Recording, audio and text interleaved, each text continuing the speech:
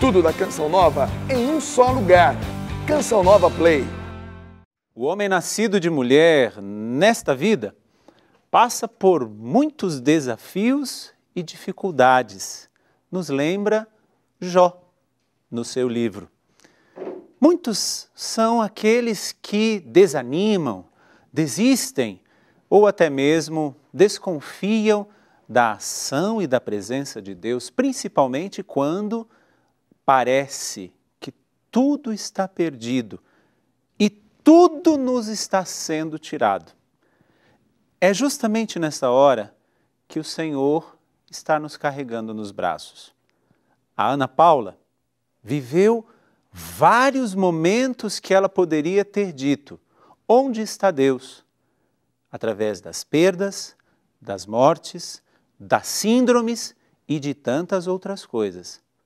Mas hoje, ela nos conta uma história diferente, uma história que vai mexer com a nossa fé. Começa agora o Gente de Fé.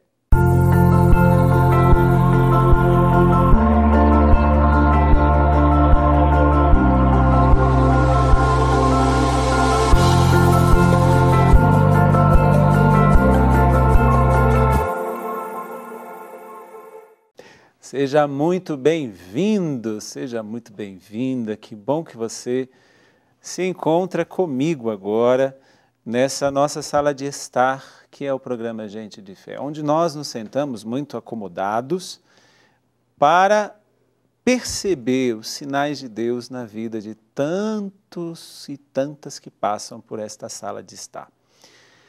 Este e todos os outros programas você também pode ter a oportunidade de assistir a hora que você quiser no Canção Nova Play, que é o canal da Canção Nova no YouTube. O programa Gente de Fé, ele tem vários horários fixos, né? São 2 horários fixos, mas também em meio à grade da TV Canção Nova ele passa em vários outros horários. Os 2 horários fixos, todas as terças-feiras, às 21h30, e todas as quintas-feiras ao meio-dia. Eu quero almoçar com você na quinta-feira. Você aceita?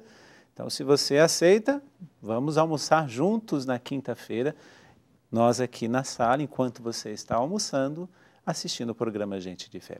E nas terças-feiras, às 21h30, antes de você dormir, eu te dou uma boa noite. Mas também todos os outros horários que, graças a Deus, dentro da grade da TV Canção Nova, o programa Gente de Fé também é colocado na madrugada, na noite, pela manhã, e aí isso depende muito da programação, enfim.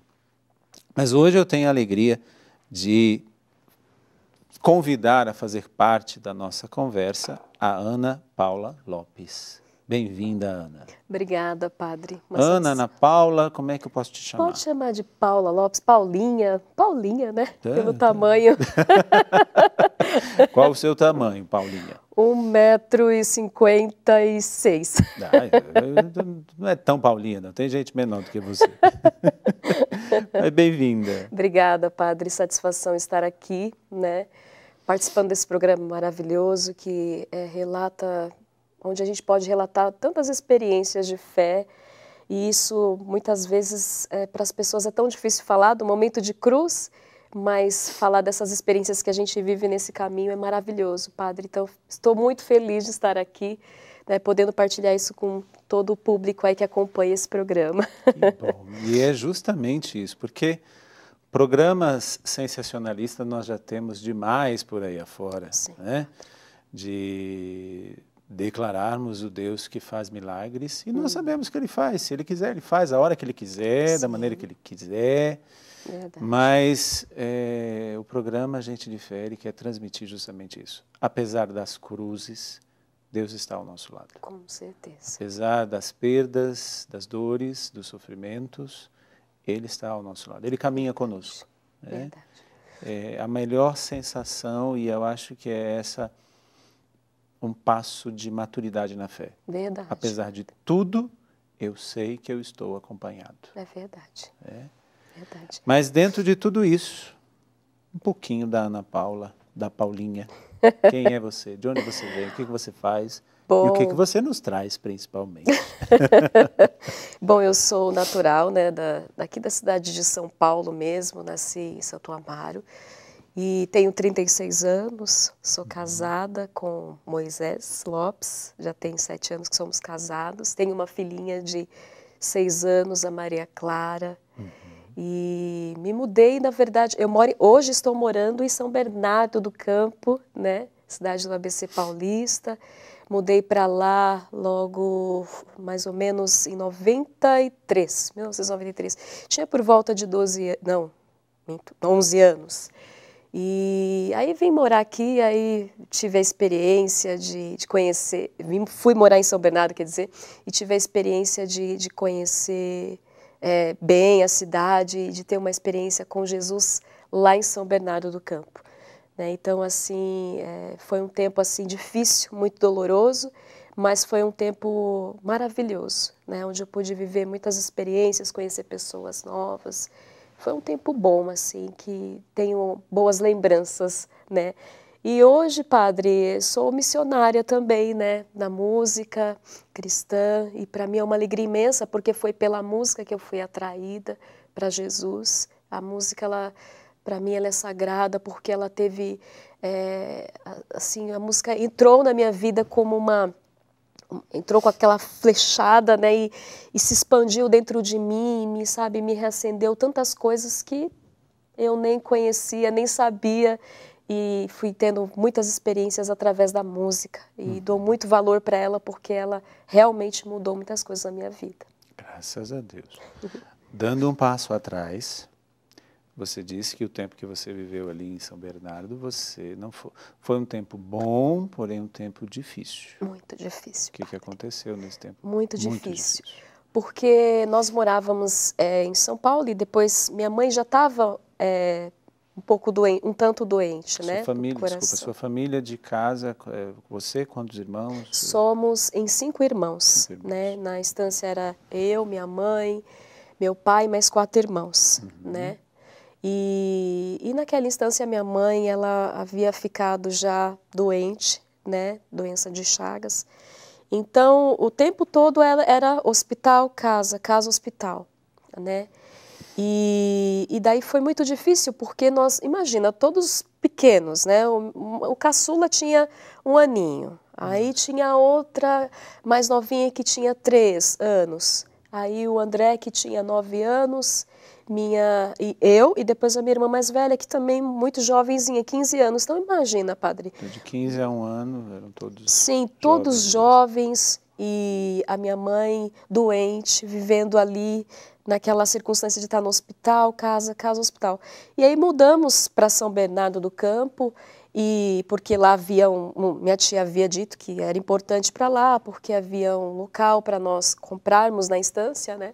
Para sairmos do aluguel e tudo, e fomos para lá, só que a minha mãe... Instância, o que seria? Até para as pessoas que não entendem. Sim, naquele momento ali, né? A gente acabou, naquele momento estávamos em São Bernardo e fomos para São Bernardo, e ali, naquele momento minha mãe estava doente, quando eu digo na instância, estava doente, e aí fomos para São Bernardo do Campo, e lá ela ficou muito pior, muito pior.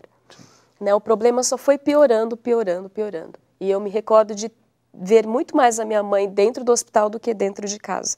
E o meu pai tinha quantos anos nessa época? 11 anos. 11 anos. 11 anos. E o meu pai bebia muito, muito, né? O meu pai começou a se entregar ao vício do álcool muito, assim, de uma maneira muito, muito forte. E a gente estava ali, bem dizer, entre aspas, amparado pela minha família, na minha tia, mas faltava a presença de um pai, né, atuante, de uma mãe, né, a gente sentia, mas ali íamos convivendo, aprendendo com as experiências, ali a gente tinha que se virar, né, padre? E me recordo que era só o meu pai trabalhando e passávamos muita necessidade, era aluguel para pagar, contas para pagar, não tínhamos idade para trabalhar. Então, a gente ia se virando como podia, né? E foi aí que o problema da minha mãe piorou em 96, em junho de 96, a última semana de junho, pelo que me recordo, ela se internou e em julho, dia 1º de julho, ela veio a óbito, né? Então, para a gente foi uma perda muito dolorosa, porque a gente já imaginava, poxa, além de tudo isso, além de perder a nossa mãe, como que a gente vai cuidar dessas crianças, né? Porque eles eram muito pequenininhos e aí vinha a nossa preocupação, como que a gente vai cuidar dessas crianças? E eu me recordo, padre, que a última frase que a minha mãe me disse, quando ela foi ao hospital pela última vez, ela disse a mim e a minha irmã, vamos uma de vocês duas comigo para o hospital e quando vocês voltarem, vocês voltam com Jesus e com Maria. Então isso ficou muito, assim, muito cravado no meu coração, padre. Assim, porque eu tenho certeza... Como se ela sentisse que ela não voltaria. Isso. E entregando a gente, sabe? Consagrando todos os filhos ali, todos nós, para Jesus e para Nossa Senhora.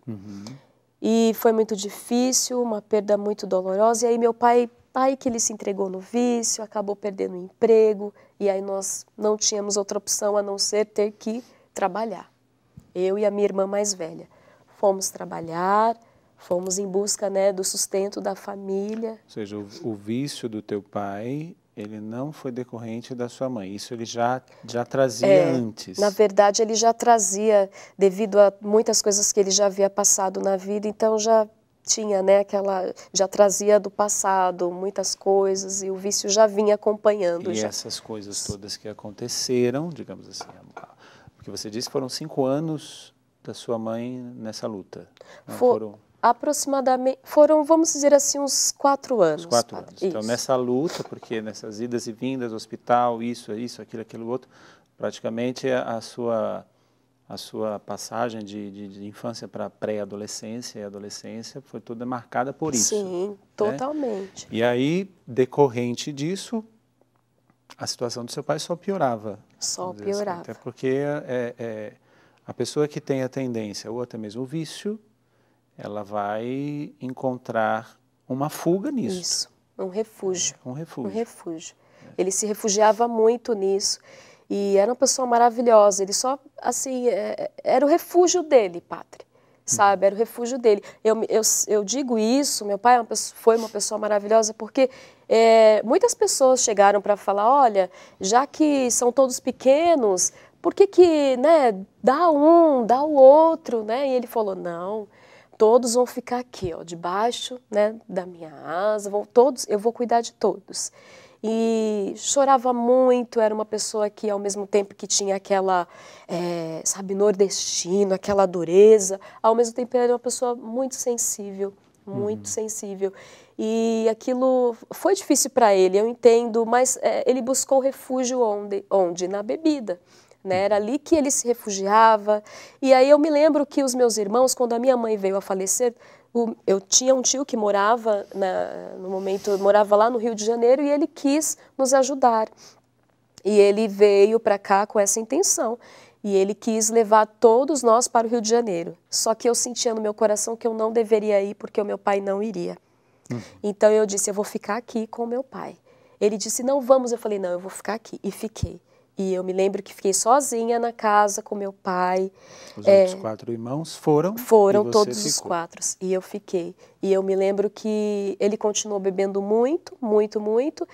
E eu fiquei ali cuidando dele, ali, sabe, 11, 12 anos. Fiquei ali com as minhas limitações, mas cuidando dele.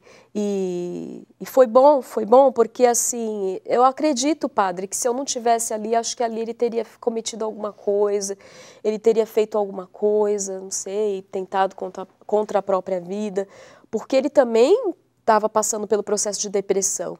Né? Então eu estava ali, né, do lado dele, dando força, né, do meu jeito ali, não tinha muita experiência, muita maturidade, não entendia, não compreendia o que era depressão, entendeu? Então eu fiquei ali dando esse apoio. E aí depois de uns 4 meses a minha irmã decidiu voltar, mais velha, e voltaram todos os meus irmãos e voltamos e mudamos, morávamos numa casa e fomos morar em outro local. E ali tentar iniciar um novo tempo. Até porque o processo que você foi vivendo era um processo, digamos assim, um processo complicado pelo fato de você estava vivendo um luto, né? O luto da sua mãe. E, ao mesmo tempo, aquele que deveria ter e dar uma estrutura para vocês também estava muito debilitado. Debilitado. E aí você foi viver o luto quando da sua mãe? Ai, padre, eu acho que eu não consigo nem dizer para o senhor assim se eu consegui viver, sabe, literalmente esse luto, porque eram tantas coisas acontecendo ao mesmo tempo que não dava tempo para pensar. E o que eu sei, padre, é que muitas coisas do que eu fiz antes de ter uma experiência com Cristo foi buscando suprir aquela dor. Passei por nesse tempo, né, adolescente, aquela coisa da rebeldia e tudo, e aconteceram muitas coisas na minha vida da qual eu estava em busca da felicidade perfeita, para suprir aquela dor que, né, naquele momento eu havia perdido a minha mãe era tudo na minha vida, então um pedaço de mim foi, né, dilacerado.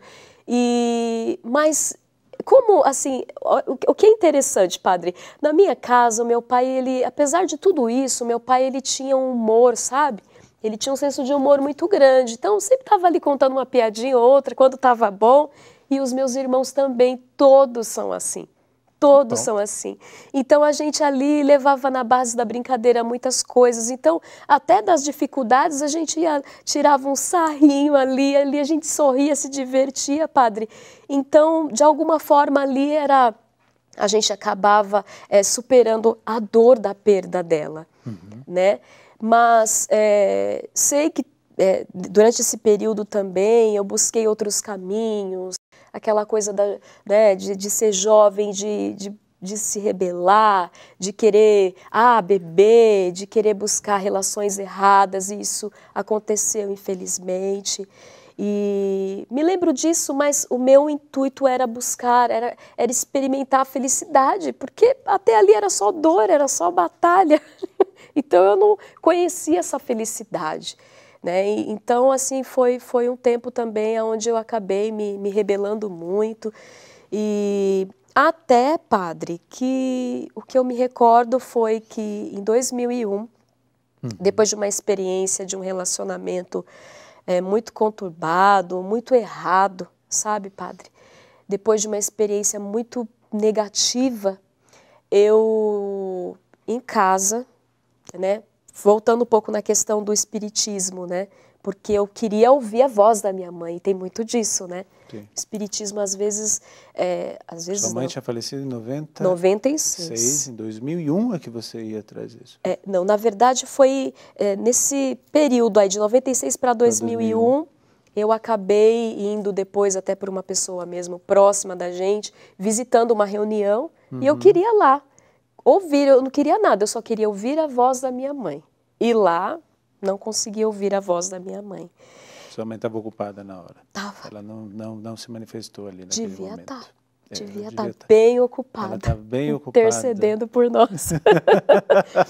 E eu me recordo, padre, que depois disso também fui a cultos, né, de cunho protestante. E a música ali me cativou.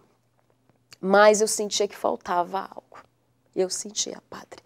Eu chegava ali e falava, mas acho que minha mãe não ia gostar, ela não ia se sentir agradada se eu permanecesse aqui, porque está faltando algo.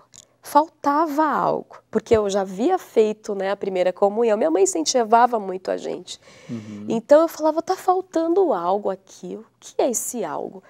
E aí, num dado momento, eu havia passado por uma decepção de relacionamento e tudo, e eu estava em casa e minha irmã falou assim, olha, eu vou começar a dar aula de crisma, você não quer fazer? Eu falei, crisma? Eu vou fazer, porque já que a mãe, né, pedia, então eu vou fazer, né, por ela. E, padre, foi assim instantâneo. No primeiro dia de crisma, eu me recordo que Tava lá a pessoa que estava junto com a minha irmã, né, dando aula lá de Crisma, e ele foi perguntando para todo mundo o que cada um gostava de fazer. E ele apontou o dedo para mim e falou: e você, o que você gosta de fazer?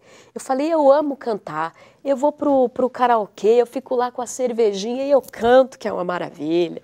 E canto mesmo. Ele: ah, você gosta de cantar? Aí eu falei: nossa, eu amo. Aí ele: você sabia que Deus não é bobo? Deus ganha a gente pelo que a gente mais gosta de fazer. Eu falei: o que será que ele quis dizer com isso?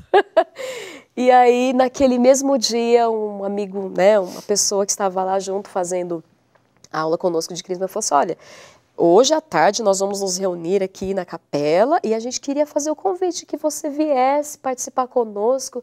E eu sou muito assim, sabe, padre? Eu assumi, eu vou. Eu não gosto dessa coisa de, eu não vou não, vou, né? Eu, com toda a minha vergonha e timidez, fui. E fui, chegando lá, fiz essa experiência de conhecer novas pessoas, né, o coração acelerado, e meu Deus, o que eu estou fazendo aqui? Mas ao mesmo tempo, estou no lugar certo, me sentindo mesmo ali realizada. E ali começamos a cantar e tudo, e eu senti algo novo, sabe, padre? Eu senti uma esperança nova. Eu vou só segurar um pouquinho, porque assim, enquanto você me falava, enquanto você contava para nós um pouquinho da sua história, eu fiquei pensando na força da presença da sua mãe. Que já tinham passado 5 anos aí, né, de 96 para 2001, né, 5 anos, mas mesmo assim, a presença da tua mãe, o que tua mãe te ensinou, a força daquilo que ela foi para você, de modo especial, porque os teus irmãos não estão aqui, mas para você, como isso perpetuou e com certeza traz ainda muita coisa. E eu queria provocar você que está agora assistindo, você que é mãe, você que é pai, qual é a força da tua presença na vida dos teus filhos? Porque muitas vezes a gente fala, não posso morrer agora, porque se eu morrer agora, como é que vão ficar meus filhos? Está aqui, a sua mãe como chamava? Maria das Neves. Dona Maria das Neves, interceda por nós, Dona Maria. Faleceu nova, padre, com 36 anos. 36 anos, então, a Maria das Neves. Que com 36 anos, com 5 filhos, com um esposo, com toda a história que o seu pai também teve, conseguiu ser tão presente na vida dos filhos, ao ponto de, mesmo depois de 5 anos de falecida, a força dessa presença ainda dizer, não, eu vou para a Crisma, porque se minha mãe estivesse aqui, ela gostaria que eu fosse. Ou uma outra sensação que você teve, eu acho que eu estou no lugar errado, minha mãe não ia querer que eu estivesse aqui. Verdade. Né? Que papel você, pai, você, mãe, tem exercido na vida dos seus filhos? Ou qual semente você tem exercido na vida dos seus filhos? É bom você parar e pensar, enquanto nós estamos ouvindo um pouquinho do testemunho da Ana Paula, da Paulinha, é bom você pensar, né, em como você tem educado seus filhos, o que você tem passado para eles, porque aquilo que os pais passam, seja de virtudes, seja vícios, vão estar presentes na vida dos filhos. Graças a Deus a tua mãe passou virtudes, né? E boas virtudes. Ótimas virtudes. Tenho boas lembranças da minha mãe, assim, sempre nos incentivando por esse caminho, né, da religião, de amar a Deus, né, da fé em Nossa Senhora. Nossa, como me lembro da minha mãe limpando a casa e ela escutando lá o radinho e o terço. Isso são coisas que ficaram realmente, eu falo que foi o grande tesouro que ela deixou para nós, a grande herança. E são coisas tão simples do dia a dia, de estar limpando a casa, ouvindo o texto, de falar, de dizer, né? E a partir daquele momento, 2001, você foi se descobrindo, não só alguém que gostava, mas alguém que tinha o dom. E essa palavra desse rapaz que disse, né, que Deus nos pega por aquilo que nós mais gostamos, eu completo dizendo, Deus não nos pega por aquilo que a gente mais gosta. Deus nos pega por aquilo que Ele nos deu. Se você gostava de cantar e gosta de cantar, é porque Deus te deu o dom. É verdade. Aí é como aquela coisa, toma meu filho, eu te dou isso daqui, mas vamos ali que tem muito mais. Verdade. E aí houve toda a revolução que nós vamos conversar no segundo bloco do nosso programa e você fica com esse barulho no seu ouvido. Como é que você tem sido para os teus filhos? O que você tem sido para os teus filhos? Mas você também, filho, irmão ou não sei. Se você morre agora, meu querido, minha querida, o que você deixa para os teus? Sabe que eles vão dizer assim, olhando para o seu caixão, ainda bem. Ou será que você, mesmo depois de anos e anos, ainda vão lembrar bem de você? É bom pensar na morte, porque ele é um degrau para aquilo que nos espera, a vida eterna. Daqui a pouquinho nós voltamos com Gente de Fé, não saia daí.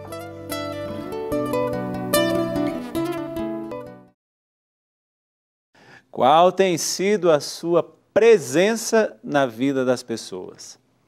Nós estamos ouvindo o testemunho da Ana Paula, a Paulinha, como ela disse no primeiro bloco, e depois de 5 anos do falecimento da sua mãe, ela ainda tinha inúmeras coisas que trazia no coração que a faziam, inclusive, tomar direções e decisões na vida partindo daquilo que a mãe trouxe para ela. E aí, em 2001, houve esse convite, Deus te pegou não por aquilo que você gostava de fazer, mas por aquilo que era dele e que você estava só administrando, e ainda hoje só administra, porque o dom ainda é dele. Com certeza. Né? E aí a vida que seguiu. A vida seguiu. De 2001, seguiu em frente. Tive a experiência, né, dentro do movimento da renovação. Ali conheci pessoas maravilhosas que me apresentaram, né, me deram a oportunidade de ministrar em muitos momentos, onde lá também eu tive muitas grandes experiências interiores.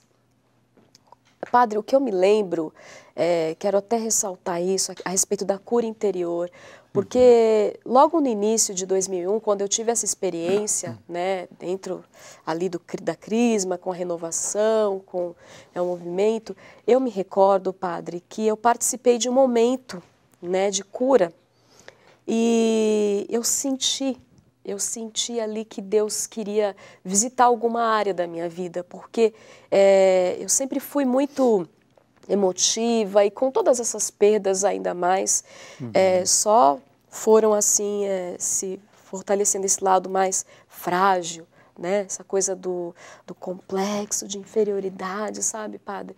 Então, eu me recordo que eu vivi esse momento, mas não foi um momento completo. Eu senti que Deus ainda não tinha agido completamente ali, não tinha me curado como eu precisava ser curada interiormente. Mas aí os anos foram se passando, né? Continuei ministrando, continuei atuando na renovação carismática, no movimento, grupo de oração. Só que em 2010, final de 2010, nós lá em casa descobrimos que o meu pai, ele estava muito doente, descobrimos um câncer, um tumor no estômago, muito agressivo, por sinal.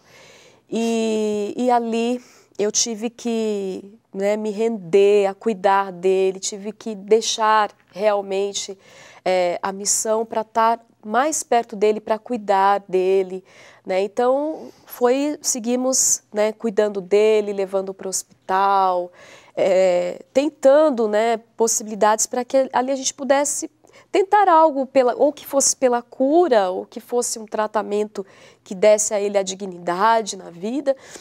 E me recordo que durante todo esse período tive que me afastar das missões, tive que renunciar um pouco a questão da música, até que em 2011 ele foi ficando mais doente. Claro, os médicos deram tentaram fazer de tudo para que ele ali tivesse uma dignidade muito grande.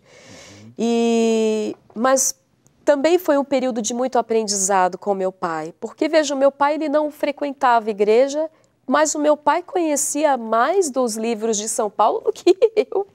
Meu pai, ele lia muito. Meu pai, ele estudou até a 4ª série.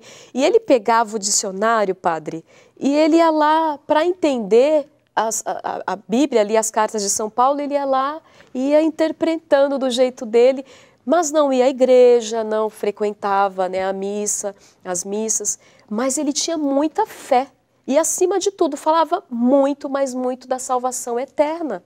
E eu ficava assim, tão impressionada com aquilo que, sabe, falava, como que pode? Eu morro de medo da morte, porque eu sempre tive muito medo da morte, e o meu pai não, ele falava disso com a maior naturalidade.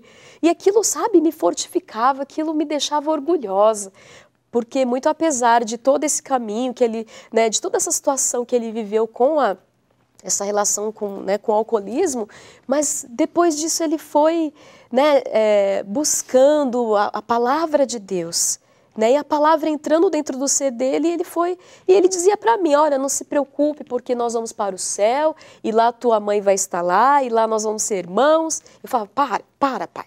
O senhor tem muito que viver, você está jovem, não vem falar de morte aqui para mim, não. Deixa eu só abrir um parênteses aqui, só para perguntar, no caso, ele, depois da morte da sua mãe, ele não teve nenhum outro relacionamento? Não. Só para cuidar de vocês? Só. Outra coisa que eu ficava assim também impressionada, uma vez eu falei para ele, pai, mas por que você não arruma a culpa? Não, eu casei uma vez. Que ele também, se sua mãe morreu com 36, ele tinha... Na instância, na época, 42, padre. Era jovem ainda. Jovem. Super jovem, minha idade, eu sou de 42. Super jovem, um menino. Um menino. E ele, não, eu casei uma vez. E era outro ensinamento ali, ele nos dando. Casei uma vez e vou morrer assim, não vou arrumar ninguém mais. Ele foi todo para vocês. Durante todo esse tempo. De 96 até 2011 foi quando vocês descobriram o câncer e tudo que ele estava vendo. Então foram aí mais 15 anos. Exatamente, exatamente. Mais 15 anos. E aí cuidamos muito dele, fizemos tudo para que ele pudesse ter uma vida digna, né? E eu me lembro que eu pedia muito a cura, mas eu olhava assim para a imagem de Jesus e eu falava assim, Jesus, mas que essa cura venha, não importa como ela virá. Eu já não estou pedindo, Jesus, para o Senhor fazer um milagre extraordinário, de que esse tumor desapareça. Eu estou pedindo para o Senhor fazer a tua vontade. Porque o meu pai era muito vaidoso. E eu sabia que se com a quimioterapia ele fosse perdendo os cabelinhos ali, eu acho que isso para ele seria muito mais doloroso. E orava muito, ia para o hospital, levava, sabe, essa fé que eu trazia, conversava muito com ele, mas eu sentia, padre, ele se preparando para essa partida. Eu sentia ele realmente assim, literalmente se preparando para a eternidade. Ele partindo e ensinando vocês. Exatamente. Ele não demonstrava, padre, revolta, ele não demonstrava aquela coisa do sofrimento, ele estava brincando conosco. Né? Ele brincava, falava assim, eu gosto da coxinha do frango, e assim, falou para a médica lá, diante daquela situação, e eu com o olho cheio de lágrima, meu irmão também, e ele, eu só queria, doutor, uma coxinha de frango, eu só queria poder comer a minha coxinha de frango, e eu me lembro disso, padre, e olha só, era o que ele queria, mas ele já sentia que a partida dele estava próxima, e foi aonde foi se complicando a situação, foi dando metástases, e ele foi, aquele problema foi assim, cada vez mais aumentando, e um certo dia eu me recordo de eu em oração, eu pedi para Deus, falar assim, Senhor, se for possível, não permita que o meu pai faça a químio, mas permita a cura na vida dele, permita, Senhor, eu estou aqui para isso, para te pedir que ele não sofra, ele não precise sofrer. E exatamente no dia que estava marcado a primeira sessão de quimioterapia dele, ele veio a falecer. Ele veio a falecer. E eu vi isso como uma resposta de Deus. Ele recebeu a grande cura. Ele recebeu a grande cura. Sabe, Padre, muitas vezes as pessoas se rebelam, mas cadê Deus? Cadê o milagre da cura da enfermidade? E essa cura, ela vem de todas as formas, de todas as maneiras. Eu vejo que Deus, ele escolheu o que ele poderia escolher, ter tido de melhor para o meu pai, ele concedeu. Nós que fizemos e crescemos, eu digo isso porque eu também fiz e faço a minha experiência dentro da renovação carismática, né? Participei de grupo de oração, tudo. E muitas vezes a gente encontra até hoje, eu falo isso visitando muitos lugares, que nós muitas vezes queremos colocar a vontade de Deus em segundo plano. Sim. Nós sabemos que Deus pode curar, nós sabemos que Ele pode realizar milagres, nós sabemos que Ele pode tudo. E muitas vezes, por causa do uso dos nossos dons, dos dons carismáticos, podemos dizer, nós vamos naquilo, mas não nos colocamos como submissos à vontade de Deus. É verdade, Padre. E muitas vezes vamos questionar quando acontece. Vamos questionar, mas por que você, uma mulher que reza, você é uma mulher que canta, você que está dentro, seu pai, um homem de Deus, e isso, aquilo, aquilo outro, mas por quê? A resposta é muito simples, porque todos nós vamos passar por ela, pela nossa irmã morte. Uns vão mais cedo, como a sua mãe, com apenas 36 anos. Uns outros vão no meio, como seu pai, que tinha 57 anos, Sim. mais ou menos. Sim. Né? Outros vão com 100 e poucos anos. Né? Semana passada, uma irmã nossa aqui da Canção Nova, da televisão da Canção Nova, Elisângela, a avó dela fez 100 anos. Nossa, então, que graça. Estamos aí. Que graça. Né? Outros não chegam nem a nascer. É verdade. E por que Deus, onde é que o Senhor está? Ele está nos esperando. É difícil ouvir isso, mas onde é que Deus está em tudo isso? Ele está nos esperando. Uns vão chegar bem cedinho, outros vão demorar para chegar, mas Ele está sempre nos esperando, não aqui, lá no céu. Né? E aí vem a dúvida, aí vem a crise de fé, e aí vem tantas e tantas coisas. Você passou por isso? Não. Não. Eu louvo a Deus porque eu nunca passei por isso. Eu nunca questionei Deus. Sempre ali tentando tirar proveito de cada dor, de cada perda. Então, isso é muito certo no meu coração. Nunca, né? Tem pessoas que, mas e a culpa, né? De repente, se você tivesse levado para um outro hospital? Não, porque até ali no leito de dor, o Senhor preparou anjos para cuidar do meu pai. Sim. Pessoas que não eram só médicos, mas eram pessoas que a gente sabe que foram enviadas pelas mãos de Deus.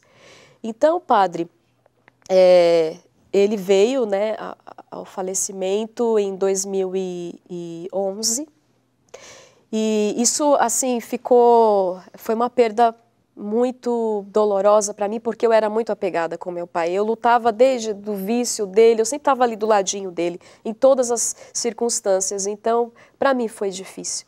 Mas, como eu acabei de dizer para o senhor, eu sempre estava ali buscando tirar proveito de cada situação, de cada momento, de cada ensinamento que ele nos deixou, das palavras dele, dizendo, sofre as demoras de Deus, né? Tenha paciência, nós vamos morar lá na eternidade, tudo vai ser diferente. Então, isso era o meu consolo. E perdemos ele em 2011 e logo em seguida eu fui buscar, estudar, né? Também fui cuidar do meu casamento, porque era algo que eu tinha como um objetivo também, a minha vida de matrimonial. E só que me recordo que também casei em 2012, acabei, né, houve aí o casamento, e depois de 3 meses, Padre, eu acabei desenvolvendo a síndrome do pânico, né? Eu engravidei da Maria Clara, depois de 3 meses, casei em fevereiro, maio, mais ou menos, desencadeou essa síndrome do pânico, né? Então, na gravidez, você estava grávida? Isso. Simplesmente, né, deu um surtei. E aí não foi decorrência da gravidez, não foi depressão, porque não foi depressão pós-parto, claro, mas você desenvolve a síndrome do pânico estando grávida. O meu médico dizia que era muito devido o emocional, aquela coisa hormonal também. Isso, o hormônio, exatamente. E tantas... Toda a questão hormonal, enfim. E aí, ali foi difícil, porque o que uma mãe espera? A mãe espera aquele tempo de gestação, aproveitar cada mês, cada dia. E para mim foi só tristeza, porque eu me recordo que eu chorava muito, eu não dormia. A noite, para mim, era perturbadora. Quando a noite ia chegando, eu pensava, meu Deus, tá chegando a noite, agora o que eu faço? Eu não tenho para onde ir, eu não tenho para onde correr. Era trevas. Mas, ao mesmo tempo, eu estava ali conversando com a minha filha, né? Acariciava a minha barriga e, calma, filha, a mamãe está aqui, a mamãe te ama, a mamãe te ama. E era difícil, porque eu ficava a noite inteira acordada, e pensando, poxa, mas eu queria tanto aproveitar esse momento, meu Deus, o que está acontecendo comigo? Eu sempre fui forte, sempre fui guerreira, onde está a minha força? Segurei a barra quando minha mãe faleceu, depois segurei meu pai, Sim. Quando ele foi também, tudo. Exatamente. E eu você foi só colocando dentro de um baú coisas mal resolvidas. Exatamente. E ali foi uma tortura. Porque eu tinha medo de tudo, medo de me relacionar com as pessoas. Eu não queria proximidade, eu não queria atender telefone. O que me fazia bem? Andar, caminhar. De dia, assim, ver o sol. Aquilo me supria, né? E aí os meses foram passando, e aí eu ali tentando passar tudo isso para minha filha, o meu amor para ela, porque eu esperava muito por ela. Eu sonhava com a Maria Clara. Então eu tentava passar tudo isso nos momentos de calma, de tranquilidade, eu acalmava a Maria e falava, mamãe te ama muito, muito, eu estou te esperando aqui fora. E dali fui fazendo tratamentos, busquei também muito terapia. Bom, deixa eu só abrir, muito bom o seu relacionamento com a sua filha, porque a filha, o filho, né, enquanto está sendo gestado, ele sente tudo que a mãe sente. Sim. Então, apesar de tudo que você estava passando, até por causa da enfermidade, da síndrome do pânico, você ia conversando muito com a sua filha, que você ia também amenizando nela as dores suas. Exatamente. Nela, né? Exatamente. E não queria que ela crescesse, que ela saísse de dentro daquela barriga cheia de traumas. Então, isso foi muito importante. Então, sempre nesse sentido, sempre consolando ela, né, e cuidando dela ali com as minhas fragilidades. E os meses foram passando, fui fazendo terapia, e até que no 9º mês eu fui falar, eu passava com uma médica, e naquele momento ela não podia me atender, e aí ela falou, olha, você vai passar com tal médico, né, e eu, que coisa, mas e você? Não, você vai passar, ele é maravilhoso, você vai amar. E aí, padre, eu me lembro que eu estava exatamente na sala, no consultório, fazendo a última consulta, e eu expliquei a minha situação para ele, né? Falei para ele do pânico, e ele falou, mulher, deixa de ser boba, isso é uma tempestade hormonal, vai passar, eu vou morrer. E eu falando para ele, eu vou morrer, doutor, eu vou morrer na mesa de cirurgia, eu vou morrer, eu não vou ver minha filha, não vou ver meu esposo, não vou ver mais ninguém. Ele, para de ser boba, que daqui a um ano você vai estar aqui de novo, fique em paz. E eu falei, gente, que médico é esse? Só pode ter sido Deus ter enviado esse homem na minha vida. E saí de lá numa alegria, padre. E depois de 1 semana e meia, aí já comecei a ver, assim, ter os indícios aí de que a Maria viria ao mundo. E dito e feito, e a Maria nasceu no dia 10 de janeiro, e foi assim, foi difícil, padre, mas eu nem lembrei do pânico, porque a dor do parto era tão forte, que eu não lembrava mais o que era o pânico, mas a dor era tão forte, porque foi um parto normal, mas assim, foi maravilhoso, foi uma experiência maravilhosa na minha vida. E Maria Clara nasceu, e depois, o médico havia me dito, depois de 1 semana tudo isso vai passar. Dito e feito, depois de 1 semana passou tudo. Olha que benção. Mas, bom, né, criei Maria Clara 1 ano, 2 anos, quando a Maria tinha 2 aninhos eu fui trabalhar. E aí junto a isso veio o desejo de voltar para a igreja, para a missão, o desejo de servir, né? Sedenta eu estava para servir a Jesus. E aí foi quando eu decidi, junto ao meu esposo, né? A gente decidiu retornar para a missão dentro do grupo de oração. E juntos ali, né, mais um irmão, nós começamos levantamos ali o grupo de oração e também coordenar juntos. Né? E aí foi um tempo de batalha, porque ali nós queríamos viver algo diferente do que tínhamos vivido lá atrás. Então, assim, sabe, o desejo, padre, de resgatar pessoas, o desejo de pastorear, e aí fizemos um trabalho forte ali trabalhando com pessoas que não tinham uma experiência com a igreja, não tinham experiência com a Santa Missa, então começamos a meio que catequizar, não só levar o movimento, mas catequizar. Isso foi, assim, paralelo ao projeto do CD, ao trabalho do CD. E isso foi uma carga, sabe, padre? Foi, assim, uma carga emocional muito grande. E ali, bem dizer, nós nos abdicamos de nós mesmos para cuidar daquele grupo. E trabalhamos com a cura interior daquelas pessoas e foi um trabalho maravilhoso. Até que, depois de uns 2 anos que nós já estávamos ali, eu percebi que, devido a algumas questões emocionais que nós estávamos vivendo ali, nós precisávamos parar para viver aquilo que nós não estávamos mais vivendo, de repente a vida social e a vida de família mesmo, né? Porque muitas vezes eu havia deixado a Maria para ir em busca, né, das ovelhas. Não me arrependo, foi um tempo de graça, mas eu senti Deus me puxando e falando, vem para cá um pouco, para um pouco. E nesse parar, padre, nesse parar, eu literalmente aí tive que sair da empresa, por questões de falência da empresa e tudo, e fiquei mais em casa.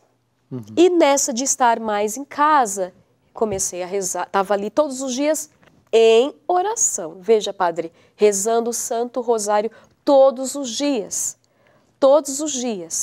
até eu perceber que aquela oração ela já não estava mais me suprindo.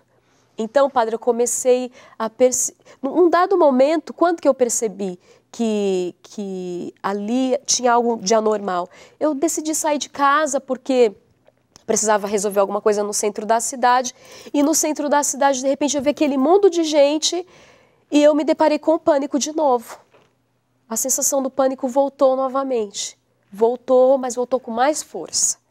E aí eu comecei a entrar em desespero, porque eu me lembro que nesse dia eu saí estava sentada na mesa jantando com meu esposo, com a minha filha, e aí, padre, começou a me dar um desespero, e eu subi para a sacada e olhei à noite e aquilo me deu desespero, pânico. Falei, cadê o dia? Cadê o dia? E aquilo foi me dando pânico e eu falei, não acredito, está voltando tudo de novo. E ali as crises foram mais intensas, mais fortes. E ali eu comecei a ficar com medo de sair de casa. Ali eu pegava ônibus para poder, né, ir levar minha filha ao médico. E me recordo de um certo dia eu estar dentro do ônibus e eu descer do ônibus porque comecei a ter uma crise. E as crises vindo e eu não sabia o que fazer, e a solidão, e aquele vazio, aquele lugar escuro que eu estava, sabe, padre, cada vez mais difícil, e eu rezando ali, não entendendo por que eu rezava e por que ao mesmo tempo passando por aquela situação. E eu me recordo que um certo dia eu fui levar a minha filha à escola, e eu morrendo de medo de ficar sozinha, porque a Maria era a minha companhia, Maria Clara. E eu me recordo, padre, eu levei minha filha à escola e sentei, e aquela crise veio, aquele medo veio, sabe? Aquele medo de ficar sozinha em casa, eu comecei a me tremer, comecei a ficar trêmula e desesperada. Falei, não vou ligar para o meu marido, porque eu não vou tirar ele do emprego.